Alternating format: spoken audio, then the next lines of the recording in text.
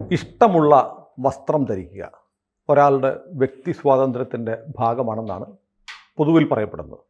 എന്നാൽ അങ്ങനെ ഒരാൾ ധരിക്കുന്ന വസ്ത്രം എനിക്ക് അരോചകമാണെങ്കിൽ, വസ്ത്രം മാത്രമല്ല വസ്ത്രധാരണ രീതി പൊതു ഇടങ്ങളിൽ ഉണ്ടാകുന്നത് അരോചകമാണെങ്കിൽ എനിക്കതിനെ വിമർശിക്കാനുള്ള സ്വാതന്ത്ര്യവും ഉണ്ടാകുമോ? ഇപ്പോൾ സമീപകാലത്തായി കേരളത്തിൽ നടക്കുന്ന ഒരു വിവാദവുമായി ബന്ധപ്പെട്ട ഒരു തർക്കമാണിത്. ഇത് ഇഷ്ടമുള്ള വസ്ത്രം ധരിക്കാൻ വാസ്തവത്തിൽ നിങ്ങൾക്ക് അവകാശമില്ല. ഇഷ്ടമുള്ള വസ്ത്രം ധരിക്കാൻ അവകാശമുണ്ടെന്ന് പറയുമ്പോൾ ഒന്നും ധരിക്കാതിരിക്കാനും അവകാശമുണ്ടെന്നൊരു അർത്ഥം വരുന്നില്ലേ? ഒരാൾ നഗ്നനായിട്ട് നടക്കുന്നു, എനിക്ക് വസ്ത്രം ധരിക്കാൻ ഇഷ്ടമല്ല, അതെൻ്റെ സ്വാതന്ത്ര്യമാണ്. നിങ്ങൾക്ക് മേലാസകലം മൂടിപ്പതിച്ച് ബുർഖ എന്ന് പറഞ്ഞിട്ടുകൊണ്ട് നടക്കാമെങ്കിൽ എനിക്കിത് ഒരു സാധനവും ഇല്ലാതെ നടക്കാം, അതിനും അവകാശമില്ല. ഇങ്ങനത്തെ ഒരു അബ്സേർഡ് തലത്തിലേക്ക് ഈ ചർച്ചകൾ കൊണ്ടുപോകുന്നു. അതാണ് ഇതിൻ്റെ പ്രശ്നം. വസ്ത്രധാരണം ഡീസൻ്റ് ആയിരിക്കണം എന്നേ. ഡീസൻസിയുടെ യാഡ് സ്റ്റിക്ക് സമൂഹത്തിൽ പൊതുവെ 4 പേര് കണ്ടാൽ നെറ്റി ചുളിക്കാത്ത ഡ്രസ്സ്. ഡീസൻസിക്ക് പ്രത്യേക നിർവചനമൊന്നും കൊടുക്കാൻ പറ്റില്ല. സാധാരണഗതിയിൽ എൻ്റെ മനസ്സിലുള്ള ഡീസൻസി ആയിരിക്കില്ല സുനിലിൻ്റെ. ബ്ലാങ്കറ്റ് ആയിട്ട് പറയാൻ പറ്റില്ല. അപ്പോൾ സുനിൽ ഒന്ന് കണ്ടു കഴിയുമ്പോൾ ഇതെന്തൊരു വസ്ത്രം, എനിക്ക് അതുകൊണ്ട് എന്താ എന്നും തോന്നും. ഇത് നമ്മൾ തന്നെ മനസ്സിൽ പറഞ്ഞിട്ട് നമ്മളങ്ങ് നമ്മുടെ പാട്ടിന് പോകും, മറ്റേ ആൾ അയാളുടെ പാട്ടിനും പോകും. ഇങ്ങനെയൊക്കെയാണ് സമൂഹത്തിൽ സാധാരണ സംഭവിക്കുന്നത്. ചേട്ടനോട് ഞാൻ ഈ വിചിത്ര വസ്ത്രം ധരിച്ചു, വിചിത്രം എന്ന് എനിക്ക് തോന്നുന്നു വസ്ത്രം ധരിച്ച് ധാരാളം പേരെ കാണാറുണ്ട്. ഇത് വിചിത്രമാണല്ലോ എന്ന് വിചാരിക്കും. അല്ലാതെ അവരെ വിമർശിക്കാനോ അവരെ നിയന്ത്രിക്കാനോ ഞാനാര്? അവർക്ക് തോന്നിയ ഞാൻ ചേട്ടനോട് വിയോജിക്കുന്നു. കാരണം നമ്മൾ ഓർക്കുന്നില്ലേ, നമുക്കറിയാമല്ലോ, ചേട്ടനറിയാമല്ലോ, എനിക്ക് ഓർമ്മയില്ല എന്ന് മുതലാണ് ചുരിദാർ വന്നതെന്ന്. ഞാൻ ഒരു ദിവസം ചുരിദാർ കിട്ടും, നമുക്ക് ആളുകൾ അപരിചിതത്വത്തോടെ നോക്കി. അത് കഴിഞ്ഞ് ജീൻസ് ഇട്ട പെൺകുട്ടികളെ കാണുമ്പോൾ നമുക്കൊരു ഇറിറ്റേഷൻ ആയിരുന്നു. പിന്നീട് സ്ലീവ്ലെസ് കാണുമ്പോഴത്തേക്ക് നമുക്ക് അസ്വസ്ഥതയുണ്ടായി. ഇപ്പോൾ പെൺകുട്ടികളുടെ ഇപ്പം നഗരത്തിലൊക്കെ നോക്കിയാൽ കാണുന്ന പെൺകുട്ടി വയറ് കാണുന്ന കുട്ടി ഉടുപ്പ് ധരിക്കുന്ന പെൺകുട്ടികൾ. നമുക്ക് എന്ന് പറഞ്ഞാൽ എനിക്ക് എന്നെ കുട്ടി ഉടുപ്പ്, മിനി സ്കർട്ട്. ഇപ്പോഴേ നമുക്ക് ഏത് പെൺകുട്ടികളിടുന്നത് വയറ് കാണിക്കുന്ന വസ്ത്രം ധരിക്കുന്നുണ്ട്. ഇതൊക്കെ ഈ ഏത് സ്റ്റാൻഡേർഡ് വെച്ചിട്ട് ഇത് നമുക്ക് അരോചകമാണ് എന്ന് പറയാൻ പറ്റും, അല്ലെങ്കിൽ എനിക്ക് അരോചകമാണെന്ന് പറയാൻ പറ്റും? മലയാളക്കരയിൽ വയറ് കാണിച്ച് തന്നെയാണ് നേരത്തെ വസ്ത്രം ഉടുത്തിരുന്നത്, മുണ്ടും ബ്ലൗസും. എൻ്റെ ചെറുപ്പത്തിൽ എൻ്റെ ഗ്രാമത്തിൽ ഏകദേശം എല്ലാ സ്ത്രീകളും, ഞാൻ വേറൊരു കമ്മ്യൂണിറ്റിയിൽ പെട്ടവനായതുകൊണ്ട് ആ കമ്മ്യൂണിറ്റിയിൽ ആ വസ്ത്രം ആയിരുന്നില്ല. അതുകൊണ്ട് എൻ്റെ അമ്മ സാരിയാണ് ധരിച്ചിരുന്നത്. എന്നാലും വീട്ടിൽ അത്യാവശ്യത്തിന് മുണ്ടും ബ്ലൗസുമായിട്ട് അത്യാവശ്യ സമയത്തൊക്കെ അമ്മയെ കാണാം. മറ്റാരെങ്കിലും വരുമ്പോഴാണ് ഒരു തോർത്തെടുത്ത് അങ്ങനെയുണ്ട്. അത് ഏകദേശം എല്ലാ സ്ത്രീകളും മുണ്ടും ബ്ലൗസുമാണ്. അവരുടെ വയറ് കാണാം.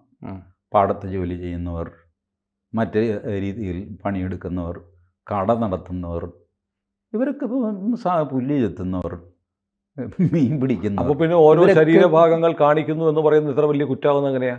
അല്ല, അത് മെല്ലെ മെല്ലെ അത് മാറിയിട്ട് ഇത് മറയ്ക്കേണ്ടതാണ് എന്നൊരു തോന്നൽ വന്നു.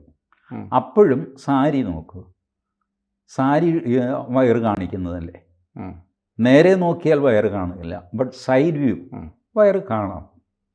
അല്ല, വയറ് കണ്ടാൽ എന്താ? എനിക്കറിയില്ല. അതുകൊണ്ടല്ലേ ഞാൻ പറഞ്ഞത് നമ്മൾ എന്ന് പറയരുത്, എന്നെ അതിൽ നിന്ന് മാറ്റണം. കാരണം ഞാനിത് കണ്ടിട്ടുണ്ട്, എനിക്കതിൽ അസ്വസ്ഥതയും തോന്നി. ചെറുപ്പം മുതലേ കണ്ട് എനിക്കതിൽ അസ്വാഭാവികമൊന്നും തോന്നിയിട്ടില്ല. പക്ഷേ ഇപ്പോൾ എറണാകുളം ടൗണിൽ ഒരു കോളേജ് അധ്യാപിക മുണ്ടും ബ്ലൗസുമായിട്ട് പ്രത്യക്ഷപ്പെടുന്നു. അപ്പോൾ ഒരു ഇതെന്താ ഇത്? അതിന് കാര്യം എന്താണെന്ന് വെച്ച് കഴിഞ്ഞാൽ, ഒരു കോളേജ് പ്രൊഫസറെ ആ വേഷത്തിൽ നമ്മൾ സങ്കല്പിക്കുന്നില്ല. ആ വേഷം അങ്ങ് കേരളത്തിൽ നിന്ന് അപ്രത്യക്ഷമായി. മുണ്ടും നേരിയതും എന്ന് പറയുന്ന ഒരു ഇതുണ്ടല്ലോ, എന്താ അതിന്, സെറ്റ് മുണ്ട്. ഇപ്പോൾ ഓണത്തിന് മാത്രം ധരിക്കുന്ന ഒരു വേഷമായിട്ട് മാറി. അപ്പോൾ അധ്യാപകരുടെ വേഷം ഒന്ന്, ജില്ലാ കളക്ടറുടെ, അധ്യാപകരുടെ, ഇവർക്കൊക്കെ ഒരു എലഗൻ്റ് ആയിട്ടുള്ള സാരിയും ബ്ലൗസും. ഇതാണ് നമ്മൾ പ്രതീക്ഷിക്കുന്ന വേഷം. ഇതല്ലാതെ അവർ പ്രത്യക്ഷപ്പെടും ഇത്രയേ ഉള്ളൂ. അല്ല ചേട്ടൻ അല്ല, പറയുന്നതിന്റെ സാരം ആ. ഇഷ്ടമുള്ള വസ്ത്രം ധരിക്കാവുന്നതാണോ, സമൂഹത്തിന് സ്വീകാര്യമായ അല്ല, വസ്ത്രം ധരിക്കണമെന്നാണോ? ഇഷ്ടമുള്ള വസ്ത്രം ധരിക്കാമെന്ന് ഞാൻ കഥകളി വേഷത്തിൽ ഇവിടെ വന്നിരിക്കുന്നു. അതൊരു സാധാരണ വേഷമല്ലല്ലോ. അല്ല, ഇഷ്ടമുള്ള വേഷം, സാധാരണ വേഷം എന്നല്ലല്ലോ. എനിക്ക് സാധാരണ ഇഷ്ടമുള്ള പൊതു ഇടങ്ങളിൽ മനുഷ്യൻ വ്യാപരിക്കുന്ന വേഷം. അതെ, അതേത് വേഷം? അതിപ്പോ അതാര് തീരുമാനിക്കും? എല്ലാവരും ഉപയോഗിക്കുന്ന വേഷം. എല്ലാവരും കഥകളി വേഷം ഉപയോഗിച്ചോന്നേ. എല്ലാവരും ഉപയോഗിക്കുന്നില്ലല്ലോ. ഉപയോഗിക്കുന്നില്ല, അതിന് ഞാൻ ഉത്തരവാദിയാണ്. അതുകൊണ്ട് എനിക്ക് ഇഷ്ടപ്പെട്ട വേഷം കഥകളിയാണ്.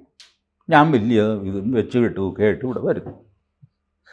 ഇതാണ് നമ്മൾ അങ്ങനെ ഒരു ചർച്ച ചെയ്യും. അതാണ് ഞാൻ പറഞ്ഞത്. ഇഷ്ടമുള്ള വസ്ത്രം ധരിക്കാൻ സ്വാതന്ത്ര്യമുണ്ടോ എന്ന് ചോദിച്ചാൽ അങ്ങനെ ഒരു അബ്സല്യൂട്ട് സ്വാതന്ത്ര്യമില്ല.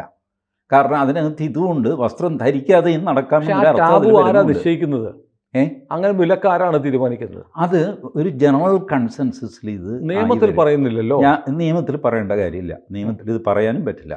കാരണം അവിടെ വെച്ച് ഫ്രീസായി പോകുമല്ലോ. വസ്ത്രം ഇങ്ങനെ മാറി മാറി വരുന്നതാണ്. ഇപ്പോൾ പണ്ട് ഞാൻ കോളേജിൽ പഠിക്കുമ്പോൾ പി കേശവദേവിനെ പ്രസംഗിക്കാൻ വിളിച്ചത് ഞാനാണ് കേട്ടോ. അത് മനഃപൂർവ്വമുള്ളൊരു വിളിയായിരുന്നു. കാരണം പിള്ളേരെ എൻ്റർടൈൻ ചെയ്യാൻ. 2 പേരാണ് ഞാൻ പ്രിൻസിപ്പലിനോട് പറഞ്ഞത്. Sir, P Kesavadev, NN Pillai 2 പേരെ ആർട്സ് ക്ലബിൻ്റെ ഉദ്ഘാടനത്തിന് വിളിക്കണം. ആർട്സ് ക്ലബ് സെക്രട്ടറി എന്തോ കുന്തമാണ് ഞാനെന്ന്. അപ്പോൾ പ്രിൻസിപ്പൽ തമിഴിനാണെങ്കിലും പുള്ളി ഇത് അന്വേഷിച്ചു, ആരാണ് ഈ പറയുന്നത്. എന്നിട്ട് എന്നെ വിളിച്ചിട്ട് പറഞ്ഞു, തൃശ്ശൂർ പൂരവും വൈക്കത്തഷ്ടമിയും ഒരുമിച്ച് വേണ്ട, ഏതെങ്കിലും ഒന്ന് മതി. അങ്ങനെ കേശവദേവനെ വിളിക്കാൻ തീരുമാനിച്ചു. കാരണം NN പിള്ള കോട്ടയത്താണ്, കാശ് ഒരുപാട് ചിലവാണ് തിരുവനന്തപുരത്ത് കൊണ്ടുവരാൻ. കേശവദേവ് തിരുവനന്തപുരത്ത് തന്നെയാണ്. അങ്ങനെ കേശവദേവ് വന്ന് ഇത് പ്രസംഗിച്ചു. നിങ്ങൾ വസ്ത്രം ധരിക്കുന്ന നോക്കുക, ബ്ലൗസിൻ്റെ കൈ ഇങ്ങനെ കയറി വരും. അപ്പോൾ ബ്ലൗസിൻ്റെ കഴുത്ത്, നീ കയറി വരുന്നു, എന്നാൽ ഞാൻ ഇറങ്ങി പോകാമെന്ന് പറഞ്ഞിട്ട് പുറകിൽ ഇത് ഇറങ്ങി പുറകിൽ മുന്നിലും ഇറങ്ങുന്നുണ്ട്. കഴുത്ത് അത് കഴിഞ്ഞാണ് പുള്ളി പറഞ്ഞത്, കൈയോട് യുദ്ധം പ്രഖ്യാപിക്കും മുൻവശത്തെ കഴുത്ത്, അതും ഇറങ്ങി വരും. അപ്പോൾ കുറച്ച് കഴിയുമ്പോൾ കൈ എന്തു ചെയ്യും, ഞാനങ്ങ് ഇല്ലാണ്ടായേക്കാം എന്ന് പറഞ്ഞിട്ട് കൈ ഇല്ലാത്ത രീതി. വളരെ രസകരമായിട്ട് അദ്ദേഹം അത് പറഞ്ഞു, ഈ വേഷത്തിൻ്റെ മാറ്റം. കുറേ കാലം കഴിഞ്ഞ് ഞാൻ നോക്കിയപ്പോഴുണ്ടല്ലോ, ഈ കയറിപ്പോയ കൈ തിരിച്ചിറങ്ങിയിരിക്കുന്നത് ഇവിടം വരെ, താഴെ വരെ എത്തി. അത് കഴിഞ്ഞ് ഈ താഴെയുമല്ല ഇവിടെയുമല്ല എന്നുള്ള രീതിയിലിരുന്ന് ഇപ്പോൾ ഉണ്ട്. അതുകൊണ്ട് അത് ഈ കയറിപ്പോയ കഴുത്ത് കയറി വന്നിട്ട് ഇവിടെ കോളർ വരെയൊക്കെ. അതെ. പിന്നെ ആ സാധനം മേടിച്ചിട്ട് ആണുങ്ങളും ഇടുന്ന ഷർട്ട് തന്നെ പെണ്ണുങ്ങൾ ഇടുന്നത് കണ്ടിട്ടില്ല. അപ്പം അങ്ങനെ പിന്നെ സുതാര്യമായ വസ്ത്രം ധരിക്കുക, ബ്ലൗസിൻ്റെ അകത്തുള്ള കുന്തം പുറത്തുനിന്ന് കാണാം, കണ്ടിട്ടില്ല. അപ്പം അങ്ങനെയുള്ള സംഗതി ഞാനിത് കോട്ട് ചെയ്തതാണ് കേട്ടോ. ഈ പാറപ്പുറത്തിൻ്റെ അരനാഴിക നേരത്തിൽ കുഞ്ഞനാച്ചൻ പള്ളിയിലച്ഛനോട് ചോദിക്കുന്നുണ്ട്, ബ്ലൗസിൻ്റെ അകത്തിട്ട കുന്തം പുറത്ത് കാണാം, കണ്ടിട്ടില്ലോ അച്ഛൻ? അച്ഛൻ പറയുന്നത്, കുഞ്ഞനാച്ചനൊരു ഏക്കും വാക്കുമില്ലാതെ വർത്തമാനം പറയാതെ. അത് ഓർമ്മിച്ചാണ് ഞാനിപ്പോൾ ഇതൊക്കെ നടക്കുന്നത്. അത് സൊസൈറ്റി വലിയ കുഴപ്പമില്ലാതെ അക്കോമഡേറ്റ് ചെയ്ത് അങ്ങനെ അങ്ങ് പോകുന്നു. പക്ഷേ ഇപ്പോഴത്തെ ഒരു തർക്കം എന്ന് പറഞ്ഞാൽ, ഇനി വസ്ത്രം ധരിച്ചാൽ തന്നെ ശരീരഭാഗങ്ങളുടെ കയറ്റിറക്കങ്ങൾ, വളവ് തിരിവുകൾ, വലിപ്പച്ചെറുപ്പങ്ങളൊക്കെ പ്രകടമാക്കി വസ്ത്രം ധരിച്ചാലും അത് പ്രശ്നമാണ് എന്ന് പറയുന്നതും ഒരു വല്ലാത്തൊരു എന്താ വ്യക്തി സ്വാതന്ത്ര്യത്തിലേക്കുള്ള കടന്നുകയറ്റമല്ലേ? ആ വ്യക്തി സ്വാതന്ത്ര്യത്തിലേക്ക് കടന്നു കയറ്റമെന്നൊന്നും വിചാരിക്കേണ്ട. ഓരോരുത്തരുടെ മനസ്സിൽ ഒരു സങ്കല്പമുണ്ട്, ഇന്ന രീതിയിലൊക്കെ വേണം. തീർത്തും വ്യക്തിപരമായ സങ്കല്പം. അതയാൾ പബ്ലിക്കിൽ പറയുന്നു. അയാളെ ആരനുസരിക്കാൻ, ആര് കേൾക്കാൻ? അത് ക്രൈമാണോ?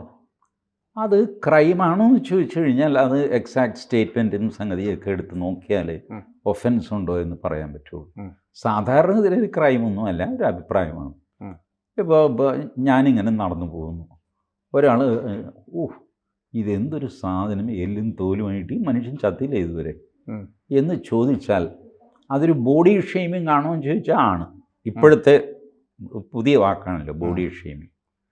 ബട്ട് എന്നെ സംബന്ധിച്ചിടത്തോളം അയാൾ ഓർക്കാതെ പറഞ്ഞു പോയൊരു കാര്യം, എല്ലും തോലുമായിട്ട് മൂക്കരകണ്ഠമായിട്ടൊരു സാധനം നടന്നു പോകുന്നു, അത് കണ്ടപ്പോൾ അയാൾക്ക് തോന്നിയ ഒരു കമൻറ്റ്, ഇത്രയേ ഉള്ളൂ. അത് ഞാനങ്ങ് വിട്ടു. അതല്ല ഞാനിത് കേസാക്കുമ്പോൾ ബോഡി ഷെയ്മിങ് എന്നൊക്കെ പറഞ്ഞാൽ എന്തെങ്കിലും IPC-യിലോ അല്ല BNS-ലോ അല്ലെങ്കിൽ IT ആക്ടിലോ എവിടെയെങ്കിലും എന്തെങ്കിലും കണ്ടുപിടിക്കാൻ നമുക്ക്. ആർക്ക് വേണ്ടിയിട്ടും എന്ത് വേണമെങ്കിലും കണ്ടുപിടിക്കാം. വാസ്തവത്തിൽ ബോഡി ഷെയ്മിങ് ഒന്നൊരു ഒഫൻസ് ഒന്നുമല്ല, അത് ചെയ്യരുത് എന്നൊരു പൊതുധാരണയുണ്ട്, ഒരു സാംസ്കാരിക അത്. ഇപ്പോൾ നമ്മൾ ഒറ്റക്കണ്ണൻ ഒറ്റക്കണ്ണ എന്ന് അയാൾ വിളിക്കുന്നത് അയാൾക്കൊരു പ്രയാസമാകാം. ബട്ട് തിരിച്ചറിയാൻ വേണ്ടിയിട്ട് ഞാൻ സുനിലിനോട് പറയുന്നു, നമ്മുടെ ആ നാരായണൻ, ഏത് നാരായണൻ, ഒറ്റക്കണ്ണനെ പെട്ടെന്ന് ആളെ പിടികിട്ടി ഐഡൻറ്റിഫൈ ചെയ്യാനായിട്ട്. അയാളിത് കേൾക്കുന്നുമില്ല. അപ്പോൾ അയാൾ കേൾക്കെ ഒറ്റക്കണ്ണൻ എന്ന് വിളിക്കുന്നതാണോ ബോഡി ഷെയ്മിങ്, അതോ നമ്മൾ തമ്മിൽ പറയുന്നതും കൂടെ ബോഡി ഷെയ്മിങ് ആകും? ഇതൊക്കെ വലിയ പുലിവാല പിടിച്ച സാധനം. നമ്മൾ ഈ വർത്തമാനം പറഞ്ഞ് അവസാനിപ്പിക്കുമ്പോൾ നമ്മളൊരു മൂർത്തമായ അഭിപ്രായത്തിലെത്തിയില്ല. ഇഷ്ടമൂർത്തമായ അഭിപ്രായത്തിൽ ഇതിലെത്താൻ പറ്റില്ല വസ്ത്രത്തിൻ്റെ കാര്യത്തിൽ. ആകെ എക്സ്ട്രീമിലേക്ക് പോരുതെന്ന് ഞാൻ പറയുന്നത്. ഈ ഇഷ്ടമുള്ളത് ധരിക്കാൻ അവകാശമുണ്ട് എന്നതിന് അവകാശമില്ല, തുണി ഇല്ലാതെ നടക്കാനും അവകാശമുണ്ടെന്നൊരു അർത്ഥമുണ്ട്. അത് അനുവദിക്കാൻ പറ്റില്ല. കാരണം ഇതിൻ്റെ നടുവിൽ ഒരു മര്യാദ, ആ മര്യാദ ഏതാ? ഒരു ലോകമര്യാദ ഇടയ്ക്കിടയ്ക്ക് ഇങ്ങനെ ഉരുത്തിരിഞ്ഞ് വരും. ഇപ്പോൾ ചുരിദാർ ഇറോന്ന് പറഞ്ഞാണ് കയറി വന്നത്. അതെ. അതേസമയം സിനിമയിൽ 60കൾ മുതൽ ഞാൻ സിനിമ കാണുന്നവനാണ്. പിന്നെ കോളേജിലായി കഴിയുമ്പോൾ സിനിമ ഇറങ്ങിയ ദിവസം ആദ്യത്തെ ഷോ തന്നെ പോയി കാണും. അതിൽ ഷീല, ജയഭാരതി, പിന്നെ സാധന, ഇതുപോലുള്ള നടികളൊക്കെ ഏത് വേഷത്തിലാണ് വന്നുകൊണ്ടിരുന്നത്? പല വേഷത്തിൽ വന്നിട്ടുണ്ട്. ആ വേഷം ഒന്നും അന്നത്തെയോ ഇന്നത്തെയോ പെൺകുട്ടികൾ അനുകരിച്ചിട്ടില്ല. ഹിന്ദി സിനിമയിൽ എന്തെല്ലാം വേഷത്തിൽ വരുന്നു, അതൊന്നും സമൂഹം അനുകരിക്കാറില്ല. ഇപ്പോൾ പിന്നെ അങ്ങനെ ഒന്നും ഒറ്റയൊക്കെ ചിലപ്പോൾ അനുകരിച്ചെന്ന് വരും. അതല്ലാതെ ജനറലി സ്ത്രീകൾ സിനിമയിൽ കണ്ടു അത് അനുകരിക്കാം. പിന്നെ എവിടെ സിനിമയിൽ കണ്ടത് മുഴുവൻ പുരുഷന്മാരെ അനുകരിച്ചിട്ടുണ്ട്. ഈ പാള പോലത്തെ ബെൽബോട്ടം സംഗതിയൊക്കെ പ്രേം നസീർ ഇട്ടു, സോമൻ ഇട്ടു, ജയനിട്ടു.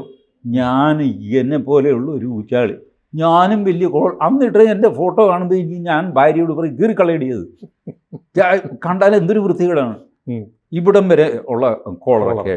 ബട്ട് അതായിരുന്നു അന്നത്തെ സ്റ്റൈല്. എന്ത് ചെയ്യാൻ പറ്റും? അപ്പോൾ നമ്മുടെ ആണുങ്ങൾ പൊതുവെ വളരെ പെട്ടെന്ന് മാറ്റത്തിന് തയ്യാറാവുകയും സ്ത്രീകൾ വളരെ സൂക്ഷിച്ചും സാംസ്കാരികമായി അങ്ങനെയല്ലല്ലോ ചേട്ടാ, വളരെ പെട്ടെന്ന് സ്ത്രീകളാണ് സ്വാധീനിക്കപ്പെടുന്നത്. അത് തോന്നുന്നു. എത്ര ശതമാനമുണ്ട് ഇതൊക്കെ? ഇത്രയും സ്ത്രീകളൊക്കെ പണ്ടും ഉണ്ടായിരുന്നു കേട്ടോ. ഇത്രയും സ്ത്രീകളൊക്കെ പണ്ടും ഇതുപോലെ പുതിയ വേഷങ്ങൾ വന്നു കഴിയുമ്പോൾ അല്ലെങ്കിൽ ശരീരഭാഗങ്ങൾ മുഴച്ചോ വീർപ്പിച്ചോ ഒക്കെ കാണിക്കുന്ന രീതിയിലുള്ള വസ്ത്രങ്ങളൊക്കെ പണ്ടും ഇട്ടിരുന്നു. വസ്ത്രങ്ങൾ മാത്രമല്ല, ആക്സസറീസ് ഒരു നിശ്ചിത ശതമാനം. ഇപ്പോൾ സംഭവിച്ചത് എന്താണെന്ന് വെച്ചാൽ ഇതിന് കൂടുതൽ പരസ്യം കിട്ടും. സോഷ്യൽ മീഡിയ വന്നു കഴിയുമ്പോൾ ഒരു ഫോട്ടോ സുനില് ഫേസ്ബുക്കിൽ ഇട്ട് കഴിഞ്ഞാൽ നിമിഷങ്ങൾ കൊണ്ട് പലരുടെ കയ്യിലേക്ക് എത്തും. ഇനി അത് വെച്ചിട്ട് ചില വിദ്വാൻമാർ പലവിധ കാര്യങ്ങളൊക്കെ കാണിച്ചിട്ട് അടുത്തത് ഇതായിട്ട് റിലീസ് ചെയ്യും. വടയാർ സുനിൽ തലകുത്തി നിൽക്കുന്നു. ഇത് നോക്കുമ്പോൾ തലകുത്തി തന്നെയാണ് നിൽക്കുന്നത്. ഇത് ഏതോ ആപ്ലിക്കേഷനിൽ ഇട്ട് തലകുത്തിച്ചാണെന്ന് നമുക്ക് പെട്ടെന്ന് അറിയാൻ പറ്റില്ല. ഇങ്ങനെയൊക്കെയുള്ളത് സംഭവിക്കുന്നു. അതുകൊണ്ട് അത് വലിയ ഇഷ്യൂ ആയിട്ട് നമുക്ക് തോന്നുന്നു. അതൊരു അപ്പോൾ രത്നച്ചുരുക്കം ഇതാണ്, എന്തും ധരിക്കാനുള്ള സ്വാതന്ത്ര്യം ഉണ്ടെന്ന് ധരിച്ചാൽ വല്ലതും പറയുന്നത് കേൾക്കേണ്ടി വരും എന്നില്ല. പിന്നെന്താണ്? എന്തും ധരിക്കാനുള്ള സ്വാതന്ത്ര്യം ഉണ്ടെന്ന് വിചാരിച്ചിട്ട് വല്ലവർക്കും വല്ലതും പറയാനുള്ള സ്വാതന്ത്ര്യമൊന്നുമില്ല. അങ്ങനെയൊന്നും പറയരുത്. കാരണം അത് ഒരാളെ വെറുതെ നമ്മൾ ഒഫൻഡ് ചെയ്യരുത്. Merely because he is wearing a dress which is not of our liking, അല്ലെങ്കിൽ നമ്മൾ മനസ്സിൽ തീരുമാനിച്ച ഒരു ധാർമ്മികതയ്ക്ക് വിരുദ്ധമായിട്ടൊരു ഡ്രസ്സാണ് അത്. അയാൾ വേറെ കുറ്റമൊന്നും ചെയ്തിട്ടില്ല. നിങ്ങൾക്ക് ഇഷ്ടപ്പെടാത്ത അല്ലെങ്കിൽ സന്ദർഭത്തിന് യോജിക്കാത്ത, പൊതുമര്യാദയ്ക്ക് യോജിക്കാത്ത എന്ന് നിങ്ങൾ വിചാരിക്കുന്ന ഒരു ഡ്രസ്സ് അയാൾ ഇട്ടു, നിങ്ങളെ അത് അസ്വസ്ഥനാക്കി. ശരി, അത് മറ്റേയാളെ അറിയിക്കേണ്ട കാര്യമൊന്നുമില്ല. സ്വന്തം കൂട്ടുകാരൻ്റെ വല്ലതും ചെവിയിൽ പറയുക, എന്ത് പണ്ടേരം പിടിച്ച ഡ്രസ്സാണ് ഇത് എന്ന് ചോദിക്കുക, കഴിഞ്ഞു. അതിനപ്പുറത്തേക്ക് പൊതുരംഗത്ത് മറ്റുള്ളവരുടെ ഡ്രസ്സിൽ ഇടപെടരുത്. അപ്പോൾ ഈ ധരിക്കുന്നവർ നമ്മളൊരു സമൂഹം. ഞാനൊരു പെൺകുട്ടി ഈ മൊഹമ്മ കൊമരകം ബോട്ടിലാണ്. അപ്പോൾ അവർ ഉത്തരേന്ത്യൻ ഫാമിലിയാണ്. അപ്പോൾ ഈ പെൺകുട്ടി കുനിഞ്ഞ് വെള്ളത്തിൽ നോക്കി നിൽക്കുന്നു. ഇതിൻ്റെ പുറകെ 10-16 വയസ്സേ ഉള്ളൂ. അപ്പം എനിക്ക് തോന്നി മെല്ലെ പോയിട്ട് ആ പെൺകുട്ടിയുടെ അമ്മ ഇരിപ്പുമുണ്ട്. അപ്പോൾ ഈ അമ്മയുടെ ചെവിയിൽ ചെന്ന് പറയാം പെൺകുട്ടിയുടെ ഈ നിപ്പ് ശരിയല്ല എന്ന് പറയാം. പിന്നെ ഞാൻ ഓർത്ത് ഇത് പറയാൻ പോയി ഇനി വേറെ വല്ലതും പറയാം. ഞാൻ മിണ്ടിയില്ല. വീട്ടിൽ വന്ന് ഞാൻ ഭാര്യയോട് പറയുമ്പോൾ മകളും ഒക്കെയാണ്. മകൾ പറഞ്ഞു, അച്ഛൻ അതിപ്പോഴത്തെ സ്റ്റൈലാണ്, അച്ഛൻ പറയുന്നത് നന്നായി, പറഞ്ഞാൽ അവർ അച്ഛനോട് ചൂടായിരുന്നു. അതെ അതെ. ഞാൻ പറഞ്ഞു മിണ്ട. കാരണം ആദ്യമായിട്ടാണ് ഞാൻ ഈ വേഷം കാണുന്നത്. പിന്നെയാണ് ആണുങ്ങൾ കുനിയുമ്പോഴോ ഇരിക്കുമ്പോഴോ ഒക്കെ അണ്ടർവെയറിൻ്റെ ബെൽറ്റ് കാണുന്നത്. ഈ പണ്ടാരൊന്നും എനിക്കറിയില്ലായിരുന്നു, പക്ഷെ കണ്ട് ശീലമായി. ഞാനെന്നാൽ ഒരു മനുഷ്യനെടുത്ത് ഞാൻ ഇന്നുവരെ കമൻറ്റ് പറഞ്ഞിട്ടില്ല. അത് കാണുമ്പോൾ എനിക്ക് അത്രയൊന്നും വേണ്ട എന്ന് തോന്നും. ശരി, നിങ്ങളത് നോക്കി നിൽക്കേണ്ടത്, നിങ്ങൾ വേറെ ജോലിക്ക് പോവുകയല്ലേ, അതങ്ങ് വിട്. കാരണം സമൂഹം ഇങ്ങനെയൊക്കെയാണ്. കേശവദേവ് പറഞ്ഞ പോലെ കുറച്ച് കഴിയുമ്പോൾ പാൻറ്റ് കയറി നെഞ്ചത്ത് വരും, പിന്നെ ഇത് ഇറങ്ങി പോകും. നിങ്ങൾക്കൊന്നും ചെയ്യാൻ പറ്റില്ല. അതൊക്കെ പൊതുസമൂഹത്തിൻ്റെ സ്വഭാവമാണ്. അതിപ്പോൾ എനിക്ക് തോന്നുന്നു ഇത് ഈ ഒരു തരത്തിൽ ആലോചിക്കുമ്പോൾ ചേട്ടൻ ആദ്യം പറഞ്ഞതിൽ നിന്ന് ഒരു വൈരുദ്ധ്യം ഉണ്ടോ? സമൂഹത്തിന് അരുചികരമായ വസ്ത്രധാരണം പാടില്ല, സമൂഹത്തെ മാനിക്കണമെന്ന് പറയുകയും അങ്ങനെ ആരെങ്കിലും അത് മാനിക്കുന്നില്ലെങ്കിൽ അത് വിട്ടുകളയുക എന്ന് പറയുകയും ചെയ്യുന്നത് എങ്ങനെ പൊരുത്തപ്പെടും? സമൂഹത്തെ മാനിച്ചുകൊണ്ടൊക്കെ തന്നെയാണ് ഇവരെല്ലാം വേഷം ധരിക്കുന്നത്. സമൂഹത്തെ അപമാനിക്കാനായിട്ട് മനഃപൂർവ്വം ആരും വേഷം ധരിക്കാറില്ല. സമൂഹത്തിൽ അംഗീകരിക്കപ്പെടും, സമൂഹത്തിന് ഇഷ്ടപ്പെടും എന്ന് വിചാരിച്ച് തന്നെയാണ് അവർ ധരിക്കുന്നത്. അല്ല 10 പേരെ ദ്രോഹിച്ച് കളയാൻ. ബട്ട് ഇത് അവരുടെ അസസ്മെൻ്റ് അല്ല അവരെ കാണുന്നവർക്കുണ്ടാകുന്നു. കാണുന്നവരിൽ ചിലർക്കുണ്ടാകുന്നു. അവർ വോസിഫറസ് ആണെങ്കിൽ അവരുടെ ശബ്ദം പുറത്ത് കേൾക്കും. പിന്നെ ഇപ്പോൾ എല്ലാവർക്കും പത്രലേഖനാണ്, എല്ലാവർക്കും പ്രസിദ്ധീകരണ അവകാശം കൊടുത്തു. മാർക്ക് സുക്കർബർഗ് വന്നിട്ട് എല്ലാവർക്കും ഫേസ്ബുക്ക് ഉണ്ട്, എന്തഭിപ്രായം എഴുതി വയ്ക്കാം. അതിൻ്റെ കൂടെ ആൾ കൂടിക്കഴിയുമ്പോഴാണ് ഈ സൈബർ ബുള്ളിയിങ്, സൈബർ അറ്റാക്ക് എന്നൊക്കെ പറയുന്നത്. അതിന് നേരെ എതിരായിട്ടും ആൾ കൂടും. അതിൽ വലുതായിട്ട് വിഷമിക്കേണ്ട കാര്യമില്ല, അതങ്ങ് വിട്ടേക്ക്. അതിപ്പോൾ ഇതൊക്കെ അങ്ങനെ അങ്ങ് പോട്ടെ. അങ്ങനെ പോകുള്ളൂ. ഇതിപ്പോൾ സമൂഹം അങ്ങനെയാണ് മുന്നോട്ട് പോകുന്നത്. അന്യോന്യം വിമർശിച്ചും പരിഹസിച്ചും കളിയാക്കിയും വേറൊരു സ്ഥിതിയിലെത്തും. ഇപ്പോൾ ആപാത ചൂടം മൂടി നടക്കുന്ന മുസ്ലിം സ്ത്രീകൾ, ബുർഖ, അവർ വിമർശിക്കപ്പെടുന്നില്ലേ? ഉണ്ട്. ഈ ബുർഖ എന്ന് പറയുന്നത് ഈ പറഞ്ഞ അഴകളവുകൾ എടുത്ത് കാണിക്കുന്ന ബുർഖകളില്ലേ? ഉണ്ട്. അതാണ് കൂടുതലും.